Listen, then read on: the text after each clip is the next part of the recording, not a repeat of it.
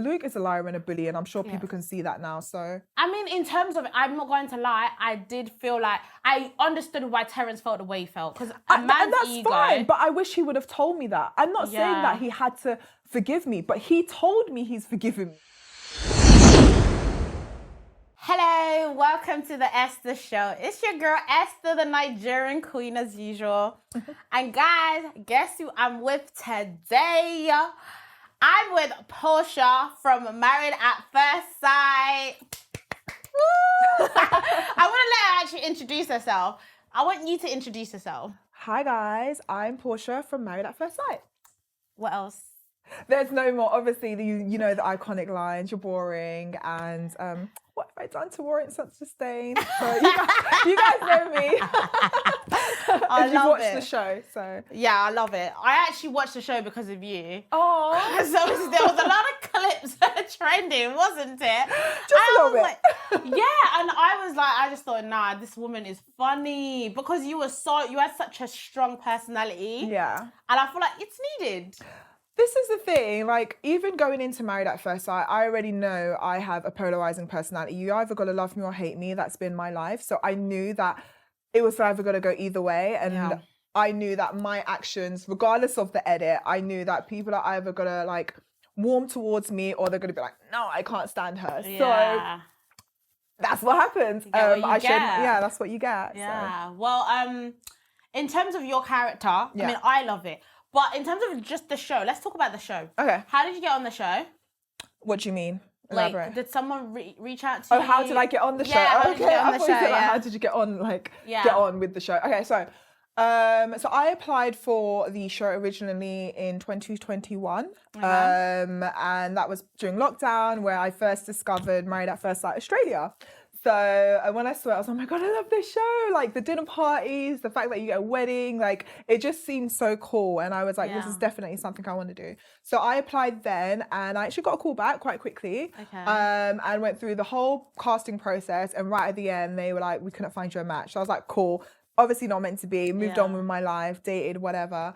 And then I got a call again the following year after the series finished airing. And they were like, we really want to try and cast you again. We really think this time we could find you a match. So I was like, oh my God, I got a second chance. I was like, great, let's go with it. Did the whole casting process again, didn't find me a match. Then I got called again. Oh, no. After like season 2 finished airing. And they were like, we really want to cast you again. Could we please use your application? We really want you to apply again. We really think that we can find you a match. And I was like, I'm not doing it with you guys anymore. No, we've been here twice before. It didn't work out. I'm over it. So they were like, no, we really think this could be your year. Third time lucky and all that jazz. Convinced me. And I just didn't reply to them. And they were like, we've seen you haven't filled out application form. Do you mind if we can just use your one previously? I was like, do what you got to do. Yeah. So they did that. They were like, we love you. Like, we want you to do a casting tape. They were like, can we just use your one, the one you did previously? I said, yeah, that's fine. Because I was like, I'm not doing any more work. But did you not think the whole, like, marrying someone at first sight, did you not think that's a lot? The thing is, I wasn't trying to think too much into it because I know that if I thought too deep about it, I would psych myself out. Okay. So I was like, no, I was just like, I was focused on the fact that I get a wedding. I'm going to be so for real. You just wanted a free wedding. She didn't even care about the man. It's like, well, I get a free wedding, free dress, free everything. I really wanted to be in a big white dress. Obviously, the thing is, marriage for me is so sacred. But at the same time, where I was marrying a stranger, I didn't know what I was going to get. Yes, I put my faith in the experts, but I was really also trusting in God. I was like, I fasted and prayed before I went on, and I was like, please God, make whoever's at the end of the aisle a Christian. And not you fasting and praying. I did. Like, that I was so cute. Yeah, I was literally like, God, if this isn't for me, take this opportunity away. I said, if this job opportunity is not for me, take it away. And the fact that it wasn't taken away, even though obviously you guys see my journey, it wasn't the best. Yeah. I know that it was for a reason. Yeah. I don't know what that reason is right now, but it was definitely for a purpose. And, of course. Well, let's talk about your partner, Terence. Oh. I don't know. They're supposed to be experts, right? And a woman that wants a provider with a man that expects you to go 50-50. How do you not see this coming from a mile away? I'm sorry. You don't have to be an expert. A blind man could tell that match was not going to make sense. Like, see, this is the thing. Like, at the time, it just didn't make any sense to me because, like, I was trying to really figure out why, because obviously they say that they match. Yeah, you know, the experts do say they match you on values, on shared values, and I was like, clearly we don't share the same values, like, because I am very specific. I want a traditional man. I want a guy who wants a woman who likes to, you know, be a homemaker. But then when you watch the show and you watch both of our intro videos, in his intro video he says he wants to be a provider man. He says, I want a woman who's at home cooking, so when I come home from work or whatever, she's looking after me. He says he wants that. So maybe is one, because this is what I say about a lot of UK men, yeah? Fake traditional men. So they just want the taking. They want you to cook and clean, so he comes into a nice, happy home. But when it comes to 50% of your check. So providing in his head is like, maybe once in a while, take you for nice dates. That's in their head. That's what providing is. Yeah. So in his head, he's a provider because once in a while, I'll take you on dates, but I expect you to pay 50-50 on the bills. And I think this is what a lot of UK men are. They're just fake traditional men. Like, they just want the perks without the responsibilities, basically. Well, I'm not going to speak for all UK men because I haven't dated all UK men. But I don't date them anymore. I'm sorry. No more UK men. I want to go outside of the UK to date now because, no, I don't want these fake traditional men. But I will say, because I have dated some UK men. I've dated Irish. And I will say this, that there are provider men out there in the UK, but I think you have to be honest with who you are. Yeah. You have to be honest. If you're a modern man, own that and be that. But if you're a modern man, also look for a modern woman. I think it's unfair for modern men who then want to find traditional women, because traditional women want traditional men. Yeah. And if you're a modern man who wants to do 50-50, there's so many modern women who are more than happy to go 50-50. And I feel like that's a match. But then I feel like, you know, if you are a modern man, but then looking for a traditional woman, I think it's unfair on the woman. I think it's unfair because you're coming under false pretenses, because you know what she expects. If you expect a woman to be a homemaker and do that full time, you need to also do your role and be a provider full time. And that way it can work, I think. Completely agree. I mean, we had this conversation in the car where, like, I was talking about this. I love talking to black women and just talking about how we need to learn to compete in the dating pool. And you don't like that word. I don't like that word. No black women I'm speaking to like that word because they just feel like they're supposed to just be pretty and be chaste. I don't think that's... provide a man. And the thing is, a lot of... I make it very clear, I want to provide a man. And I embrace the word pick me. I don't know why pick me has become a negative word.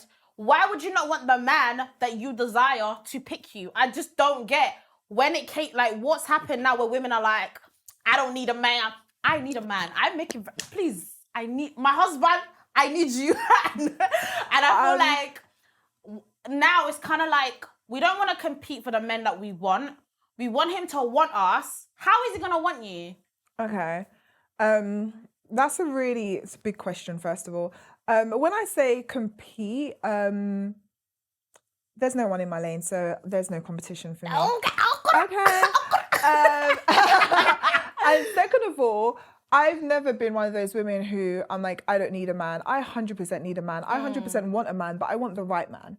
I just don't want any man. Do you understand? Like, right now, I do everything alone. I'm 100% working, being the mum, being the homemaker, cooking, cleaning. I'm doing everything by myself. So if I'm going to have a man coming to my life, something has to give. He has to tap in somewhere. Yeah. If he's doing the exact same things as me, I don't need you. Of course. Do you understand? Like, the whole point of, like, for me, being a team is everybody knowing their role. On a football team, if I'm the defender, my husband's the striker, and he comes back and starts defending, I'm going to be like, what are you doing? Get up the front. Play your role and score some goals. Do you understand? And that's how I feel like it should be with women and man in a marriage, you know.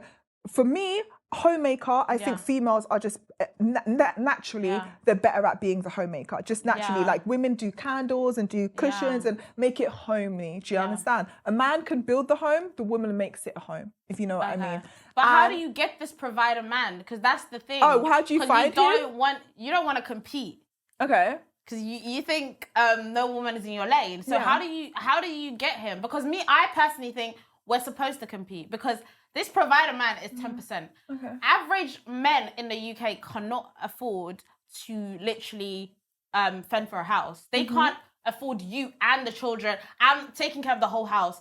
In fact, in the UK right now, black women out-earn black men. Okay. So it's like, how do you now expect to defeat the odds and find this provider man? Why? That's a big question though. Why can't a man afford to take care of the home and the kids? I'm doing it. I'm doing it right now. But you're doing it for yourself and the kid. You're expecting him to so I'm paying take care for himself, and the children. No. I'm expecting him to take care of the home and the kids. Right now, I pay all the bills in my home, and my child is provided for. If a man can't do the same, why do I need him? If he can only do it with my 50% financial... But you're involved now, do you know what I mean? So now he's fending for not just himself, and because if he had kids, if the bills are paid by him, then what am I involved in?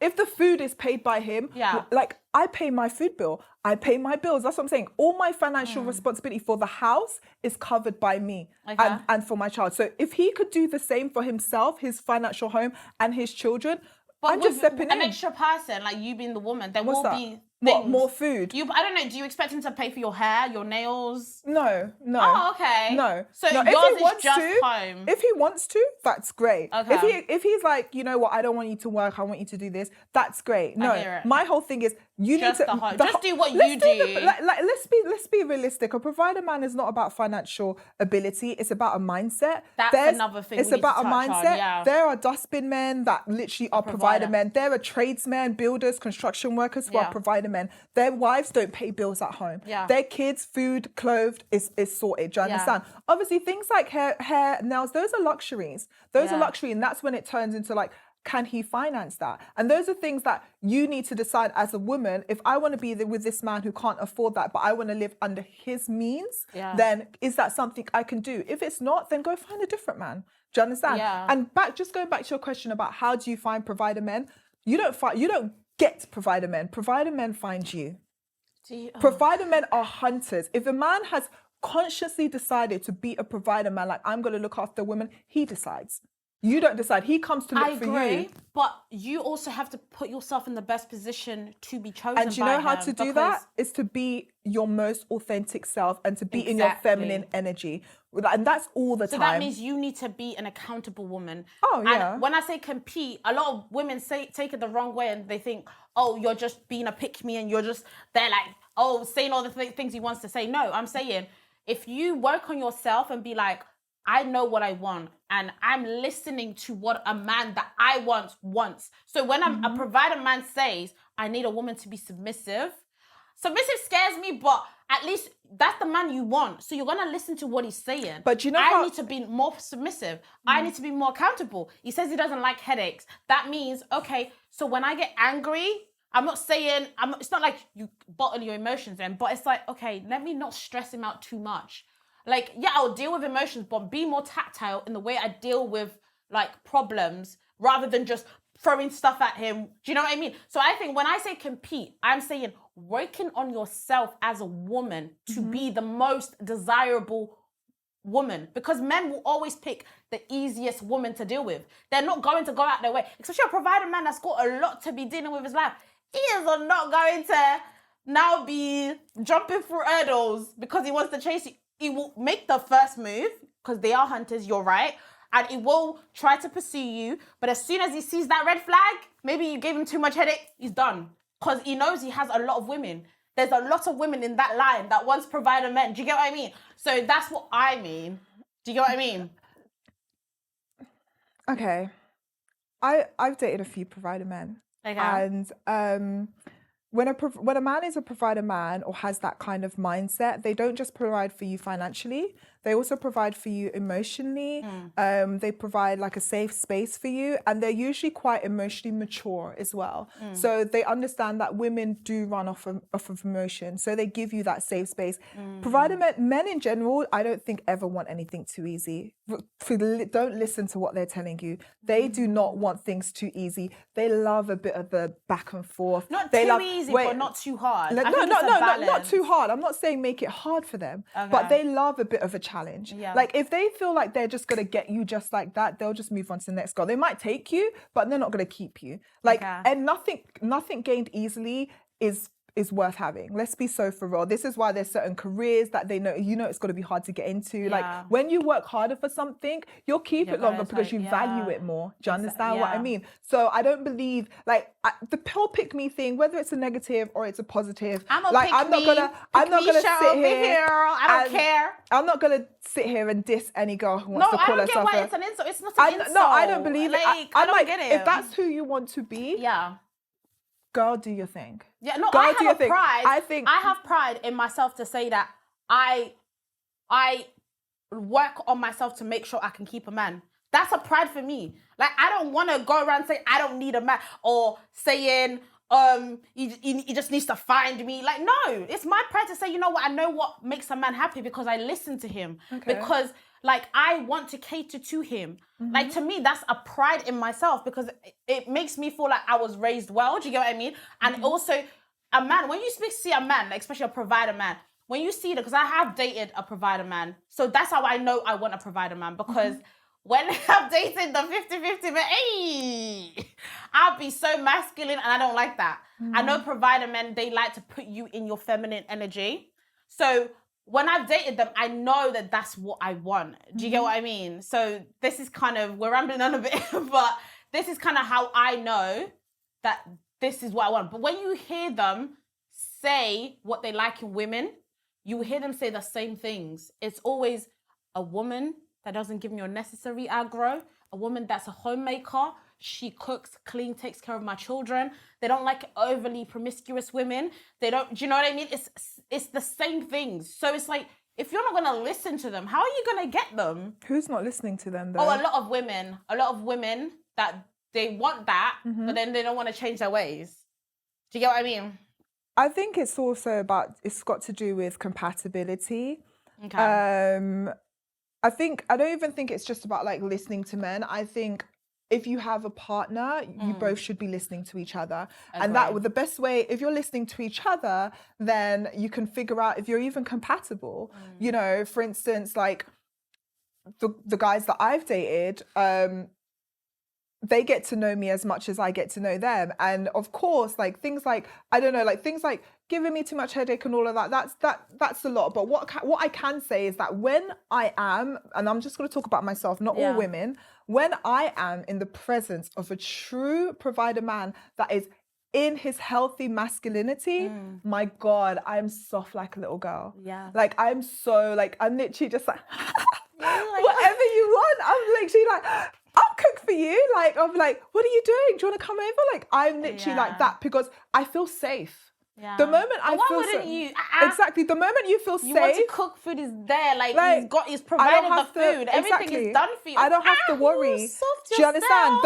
The times I get into my masculine energy is when I don't feel like the man I'm with has got it. And I'm not talking about financially. He's like, he is not in a place to keep us safe. Yeah. If I don't feel safe, I feel like, right, I need to wear the trousers now because he's gonna mess up. We're not gonna be okay.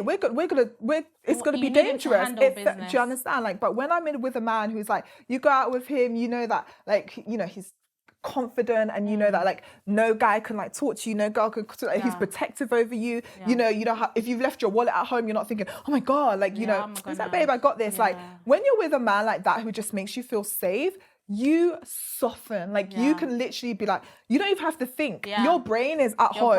Like you're just like, whatever you want, babe. And I like think it's really easy for you to say that it's not about the money, it's the mindset. It's 100% the mindset. I met, like, sometimes when women say, they want providers because you got a lot of hate for it, or people thought you were a gold digger? Well, I think the edit was very unfair. There was obviously I elaborated a lot on that, and that was completely cut out, so that then it was taken out of context. For instance, my first boyfriend, this was when I was a teenager. He was not a millionaire. He didn't have a lot of money, but he had a provider mentality. Mindset. And exactly. I feel like it's very obviously in the Western world. It's not uncommon, but it's not spoken about as much. He was a Muslim boy, and I feel like in Islam, and it's very those values are very similar to like African, Asian, South Asian traditional values. And he would literally be like, I would not have to worry about money around him. Like if I call him and he's like, why are you a bit down? I'll be like, oh, I don't have enough money to do my hair. Da, da, da, da. I'll be like, and he'll be like, oh, don't worry, we'll figure it out. And I'm thinking, boy, you broke. I would think in my head, I'd be like, how are we gonna? But I wouldn't diss him. I would be like, oh, okay, sure, yeah. I'll be like, yeah, we'll figure it out. In my head, I'm thinking, you a lie. But then later on the day, I'll see him and he'll be like, here, this is for your hair. And I'll be like, where did you find this money? And he'll be like, don't worry. And this is because he had I'm going to look after you kind of mentality. So even though he wasn't a millionaire, I always felt safe around him. I always felt protected around him because he always made it happen. No matter what, how he always made a way. And this is the thing I think is missing with a lot of UK men. I'm coming for y'all. You guys, it's like, it's not about you having money. It's about you knowing that I want to have that pride. Like when I see a provider man, it's not even about they will pay. It's about they will make you feel assured.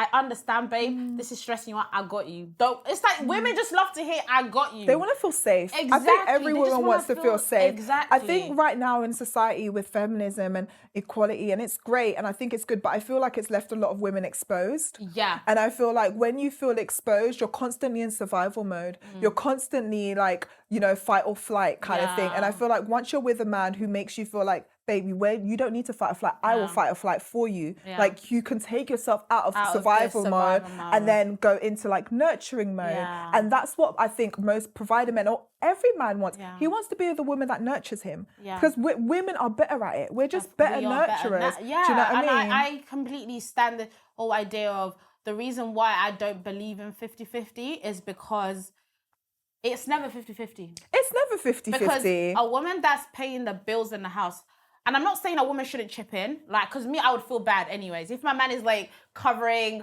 the mortgage, I'll probably be like, you know what, I'll cover the electric. But at least I know he's covering stuff more than me. So then I can have a bit less of a headache. Because when it's 50-50, men don't like to clean. They don't like to cook. Some men do, but I think women are just men on average, they don't really like to do that.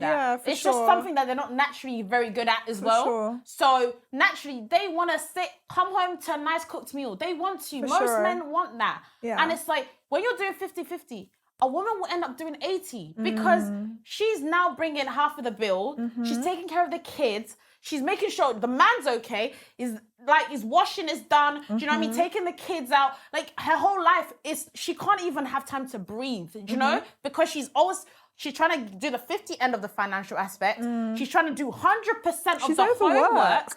She's going to be drained. And how can that type of woman that you just explained or described be in her feminine energy? She has to stay in her masculine energy because she's literally on survival mode. She is exhausted. And this is why I feel like I right now I'm an independent woman because life has forced me to. Life circumstances has forced me to be this way. So if I'm going to continue to be this way, if I'm then going to bring a man into my lifestyle, he needs to be adding. Yeah. If he's taking, can't be a housemate. It's not. I'm already No, because the thing is, a real man, I'm going to be so honest, a real masculine man understands the value of a homemaker. Yeah. They understand the value that a woman brings. It's a lot of benefit. If they're not paying a maid, do you know how much it is to pay a maid? Nanny, cook.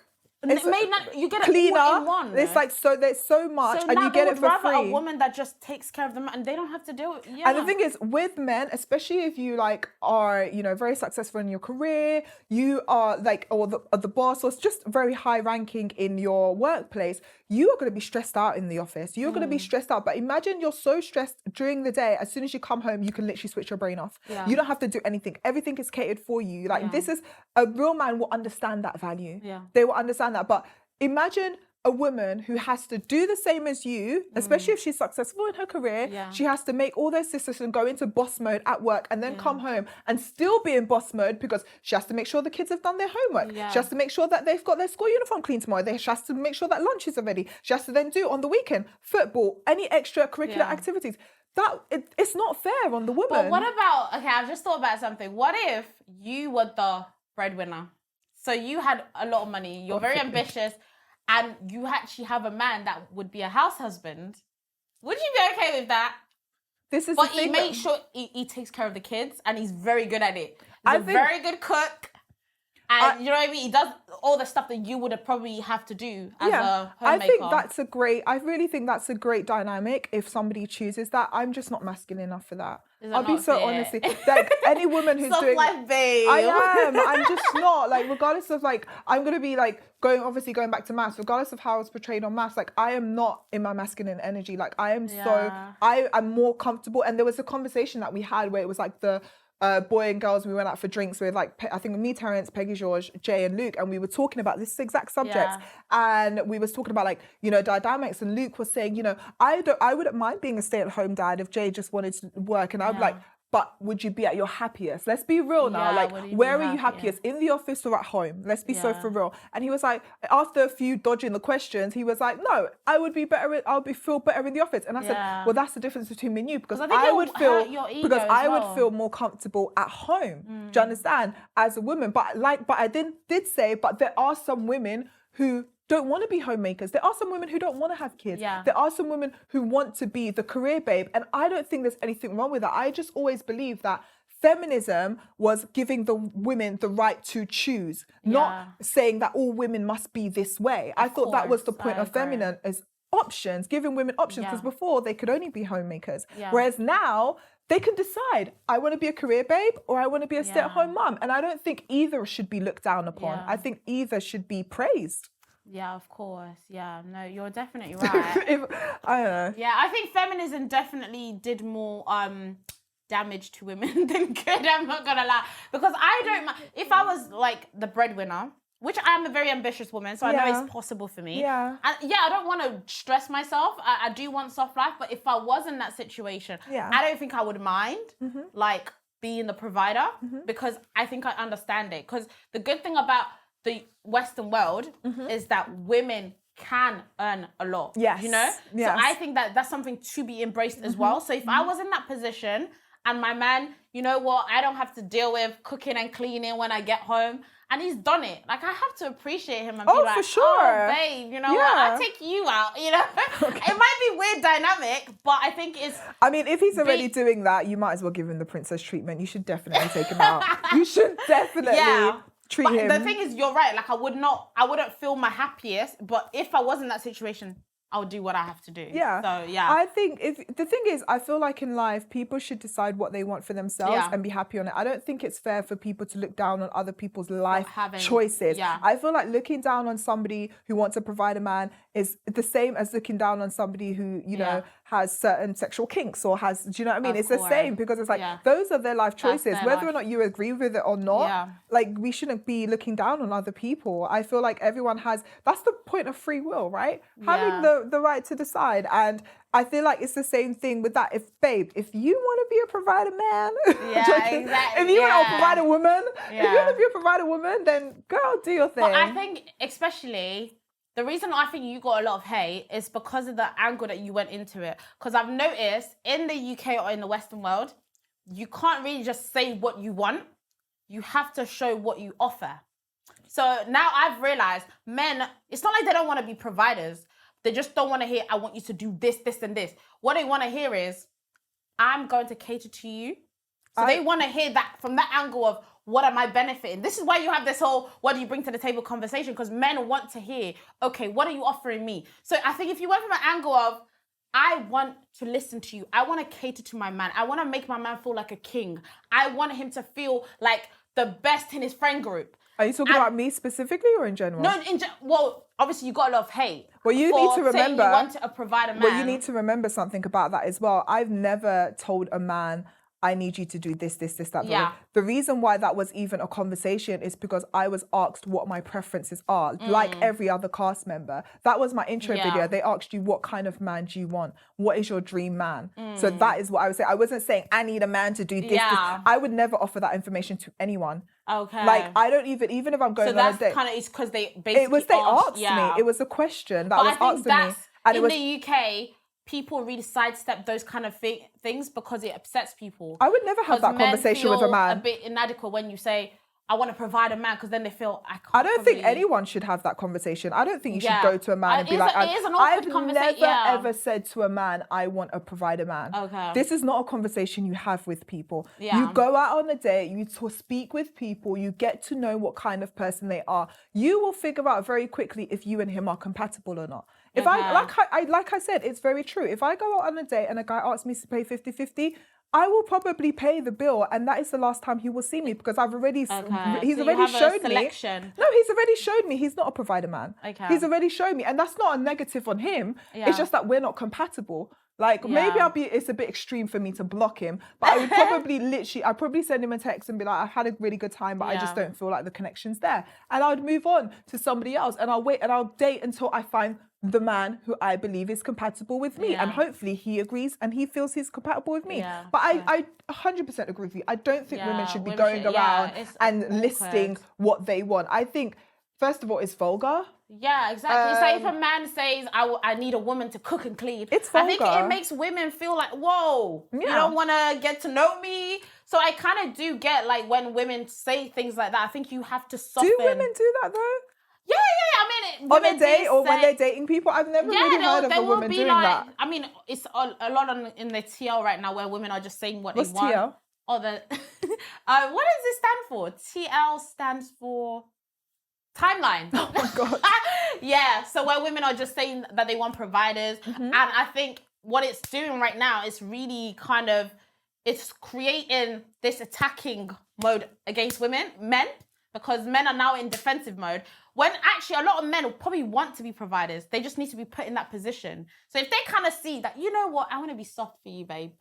But I expect you to provide. But I'm going to be soft. I'm going to take care of you. I'm going to have your food ready every day. If you said that to a man, it's going to be like, okay, what do I got to do? Do you know what I mean? But this is the thing, like, even saying those things, like, I just feel like it's such a weird conversation, because I'll be honest with you, I've never had a conversation like that with dating a man. I've never had a conversation about, I'm going to do this for you and I need you to do that. Or even him saying, I want you to do this for me. Like, we don't, like, the men I date, it just happens naturally. Those conversations that happen. It's more I'm just talking about on the timeline. Okay, basically. So on the timeline, because the moment a woman, I think those conversations has to be dealt with very, like, cautiously, basically. Like, I feel like the moment a woman is listing the things that she wants a man to do with, like, in any way, I feel like it's great to have standards and it's great to have preferences and it's great to have desires. Like, I want a man who's emotionally mature and all that. I don't feel like it needs to be on the timeline. I feel like that needs to be in your notes somewhere for your reminder for yourself. But I feel like the moment you're then voicing that to a potential partner, you're already in your masculine energy. Exactly. Like, masculine energy, like, gives or attacks, feminine energy receives. Yeah. Like, so I mean, it's good that you cleared that up, that you just didn't want to just throw it out there. They asked you. They asked me. Everything that's done on the show, and it's not just me. Like, and a lot of the times when you hear, for instance, I know there was this big debate of, like, why is this person always giving their opinion? Why is this person giving their opinion? Yeah. We are asked for our opinion. True. We will literally be set up in a group environment and they'll be like, literally, why don't you guys talk about so-and-so? Yeah. And this is the thing about things being heavily edited, because I want to actually go into the actual show. Yeah. Because you had not the best moments on the show. I had one argument that lasted about 3 days. And this is what I feel like when I watch these shows, because I know what it's like, especially being a black woman in front of the camera, I understood you and your emotions, but the camera won't, because they're just there to get. Oh, the camera understood. The editors didn't. The editors didn't. Oh, so you think they done you dirty? Oh, for sure. For sure. I'm not even going to, like, let's be so for real. Like, I had 80% of a good time. Me and Terrence had one argument. The one argument was Spoongate. Margate, it lasted, like, you know, from honeymoon to dinner party. Can we go into Spoongate? So Spoongate, What happened with the spoon? So we were having dinner. I asked the producer behind me, because if you see, my eyes are not looking at him. I'm asking the producer behind me, can you ask the waiter who was next to her? Yeah. I said, could you ask the waiter for a spoon, right? For a serving spoon. He goes, here's one here. He's giving me the serving spoon that he's used to dish out some other food, right? So it's dirty. I didn't want to use it because I wanted to eat something else.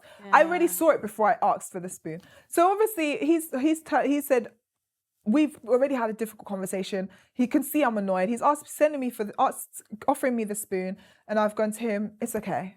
Like, I don't want the freaking spoon because I'm asking for a spoon. But in my head, I'm just like, it's okay. And then he calls me childish, and I'm thinking, well, that escalated quickly. Like, where did we go from me not wanting your spoon to then name calling? Like, do you know what I mean? That's why I said, excuse me, because I wanted him to change his freaking mind. He obviously didn't. He said it with his chest, you're childish. And what happens actually directly after that is I get up and walk out because I'm like, I'm not doing this. And I literally start taking off my shoes because I'm so fuming. Like, I'm done with tonight. They've obviously cut that out. And then he walks out. So I'm thinking, great, he's gone. Like, now that he's walked out, I've gone back to the table because I thought they've stopped rolling now, because I'm like, freaking out, the dinner's done. Let me eat the food because I hadn't eaten, right? So I then sitting down and eating. He walks back in and starts like saying, da da da da da, you're charged, da da da da da. And I'm like, why are you back here?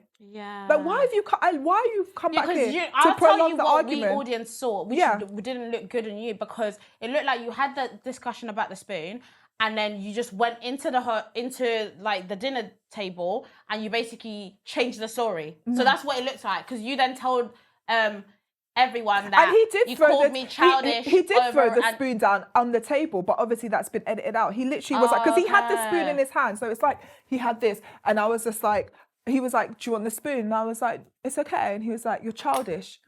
That's what he did.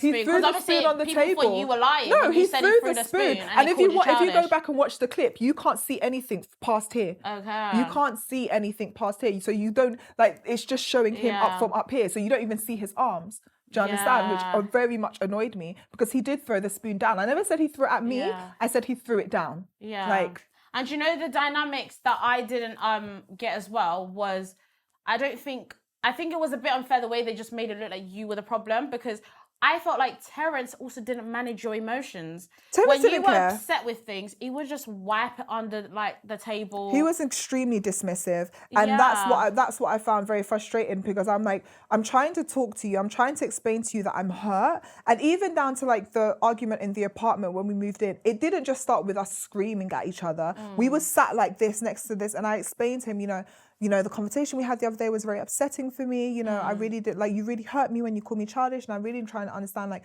where it, like, how did it get to that? He didn't, it wasn't even that he didn't want to apologize. He was just completely dismissing even the fact that I was hurt. And this is the thing, dating black men, sometimes they have a lot of trauma as well, where they can't recognize that they're upsetting you, and then they just go into defensive mode, because that's what you did, and then it will withdraw from you.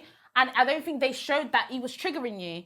But I could see it. It was triggering me. And obviously, you got to remember, I was already very nervous to walk into that dinner party, because I was walking in alone, and I knew that I was going to have to deal with a lot of questions. So it's already got to be a tough night for me. Do you understand? But for him to then, if he wanted to ignore me the whole night, great. But just, why would you come over where I'm sitting with my support network for the day and then ignore me? He could have said hello to them at any point of the night. Mind you, we filmed those days for 12 to 15 hours. He had all day to speak to those girls if he needed to. I didn't even speak to Brad for most of the night, because he was with Terrence. And he done you dirty when at the end, and they asked if he wants to leave or stay, because everything looked so good. Because about this whole kissing situation, where like he said that it made him feel demasculated or whatever, a pride in a man because you kissed. None of that was said to me. We were living together. I asked him more than on one occasion, like, if this is bothering you, you need to tell me the truth so that we can talk about it. He was like, nah, babes, you're cool, shugs. That's what he would say to me. No, he's like, of course you didn't. It was a game. Like, I get it. Like, no. And, and that's what he was saying on camera. And then in his confessionals, he would say completely different. Oh, but I'm a man, and she kissed other people. But to you, it was like, oh yeah, it was just a game. I get it. But do you understand how manipulative that is? I feel like it's dishonest. Exactly. And how can you build a relationship with someone who's not being honest with you? Yeah. And the thing is, when you're in a vulnerable relationship, like regardless if it hurts, you should tell the other person, regardless if he could have been cool to be kind and been like, you know what, Porscha, in private, when we were living together, he could have been like, you know what, Porscha, this is actually really bothering me and I don't think I'm going to get past this. I would have been like, cool. Okay. If you don't like, because I'll be honest with you, like, I didn't even like Terrence at that point. Like, I wasn't like, I like this guy. I was like, I'm trying to make the best out of a bad situation. Yeah. Otherwise, I would never have kissed another guy. Let's be so for real. Yeah. Like, there's no... Can I just clarify? How many guys did you kiss? Luke and Tom. Luke and Tom. Because I think Luke said that you kissed 4 people. Did you kiss the girl? I didn't kiss any girls. Oh, so it was just that men. Luke is a liar and a bully, and I'm sure people can see that now. So I mean, in terms of it, I'm not going to lie. I did feel like I understood why Terrence felt the way he felt because and that's fine. But I wish he would have told me that. I'm not saying that he had to forgive me, but he told me he's forgiven me. Do you understand? If he told me this is a problem... But do you feel like you allowed him to express how he felt? Yes, we lived together. The conversation we had the next day was a long time. We sat there talking in the apartments. This happened on the Thursday. The dinner party didn't happen till the Monday. So this spin bottle happened on Thursday. Friday, I told him. So you guys see Luke telling him on Monday. Yeah. Commitment ceremony was on Wednesday. We had plenty of time to have those conversations. Plenty. Over almost a week. So, no, he had the time. Okay. He just didn't want to. He wanted the shock factor for when he he thought that was hot. Yeah. Girl, I was like, girl, how you do that? He thought I was gonna explode, but I wasn't. I just at that moment I realized I'd been tricked. Yeah. I realized, you see it in my face. I'm like, oh, this is a game. Like I realized, and it's fine. But we move.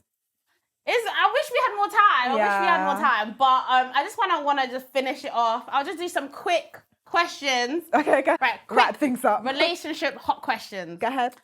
Calling or text them? I prefer calling. I prefer them to call me.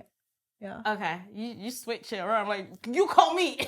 I prefer calling as well. Right, another one. Free time or money? What do you mean free time? Like, which would you rather have a man have? Free time or money? Money.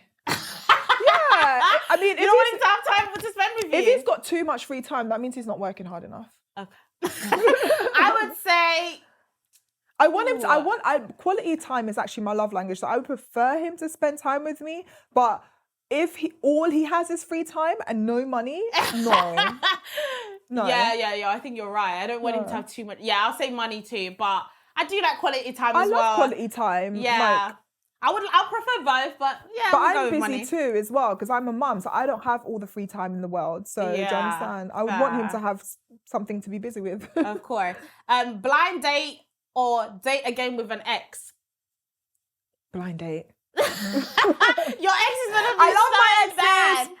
But yeah, blind date for sure. Yeah, I think blind date as well because I don't think I could marry any of my exes. I love you all though, but clearly that's why it doesn't work out. Do you prefer to get or give gifts? Give. I'm a gifter. Like I love getting gifts, but I really take pride in the gifts that I give. Like I like to do the wrapping and like I like to learn about you. Yeah, I really give it specific to your personality. Like yes, I definitely give. Yeah.